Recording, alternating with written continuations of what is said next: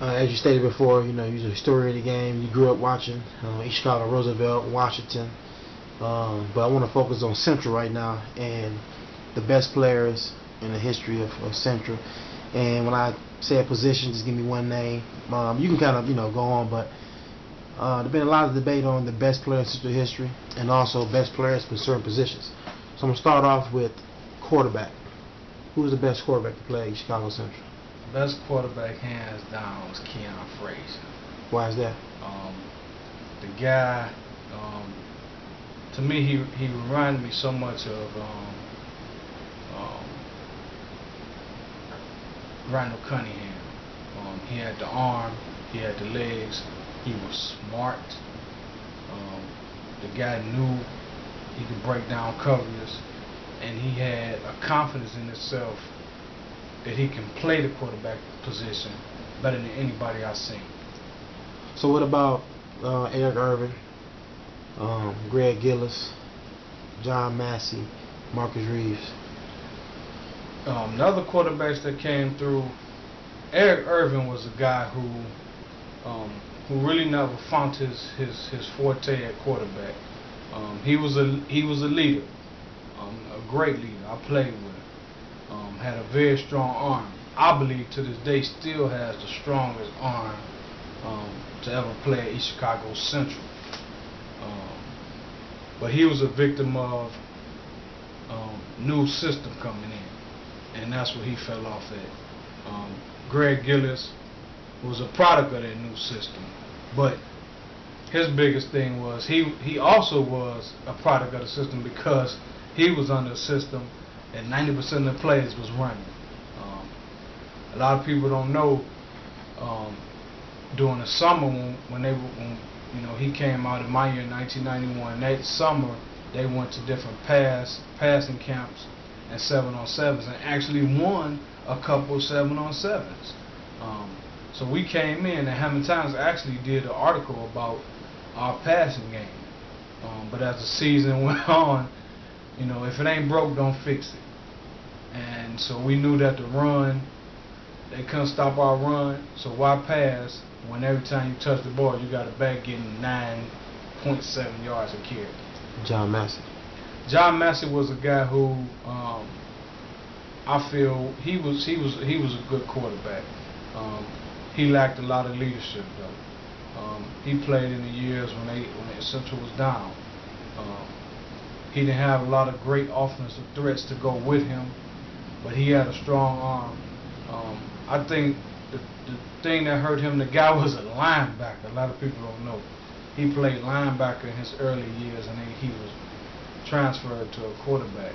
They moved him to quarterback. So he was actually still learning. But if he had a couple more years under his belt at quarterback, he would have been great.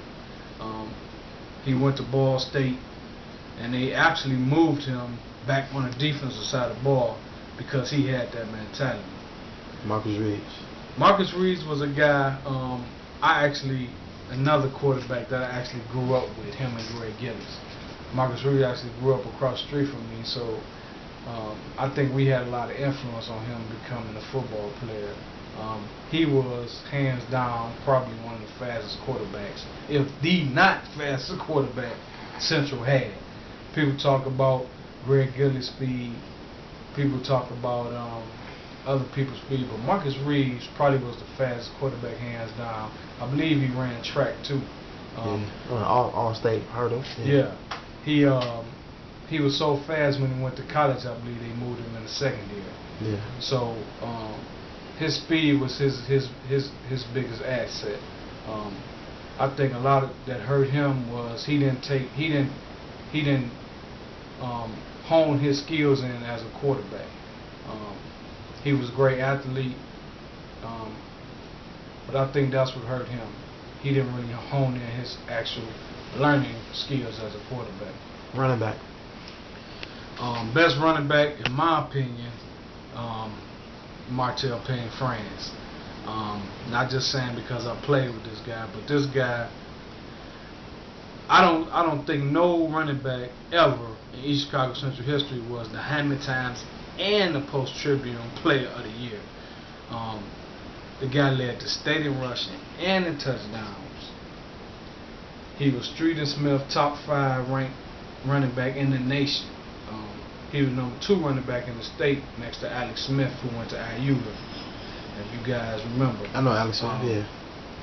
Playing Sheridan. Yeah. Yeah. So I say he's the best running back. Behind him, I'll say Royce Roberson. Royce Roberson was a guy who was a great athlete. He was a track guy, big guy, went to Wisconsin. He actually broke Payne's record for most touchdowns in a career.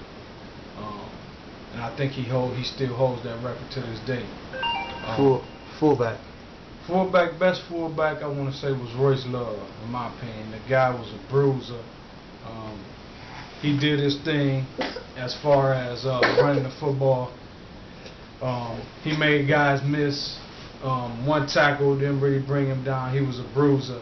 He should have went to college to play running linebacker, really. But he played fullback. How about Scrappy, Torrey Armstrong, or Carl Biggins, or Kevin Short? Kevin Short? Not Kevin Short. Kenneth Smith. The second best fullback I'll say probably was Carl Biggins. The guy had great hands. He was big for his size. Played fullback position. He was a heck of a football player. He made a lot of plays. And I was fortunate to see this guy come up from his early years. Behind that, I'll probably have to say was K.J. Smith. K.J. Smith. Was a guy who was probably the next best fullback. Went to Cincinnati, in Indiana State. Wide receiver. Best wide receiver. It's a lot of one game guys. You got one game. What wide receiver you want? I gotta go with Jamie Stewart, hands down. Jamie Stewart. A lot of people say they don't want to admit that he was the best because of what happened with after his senior year. He didn't go big time. A lot of people say he messed up his career, this and that and that and the other. But I never seen a guy come through East Chicago and do what he did at wide receiver. The guy had great speed, great hands. You had to triple coverage him.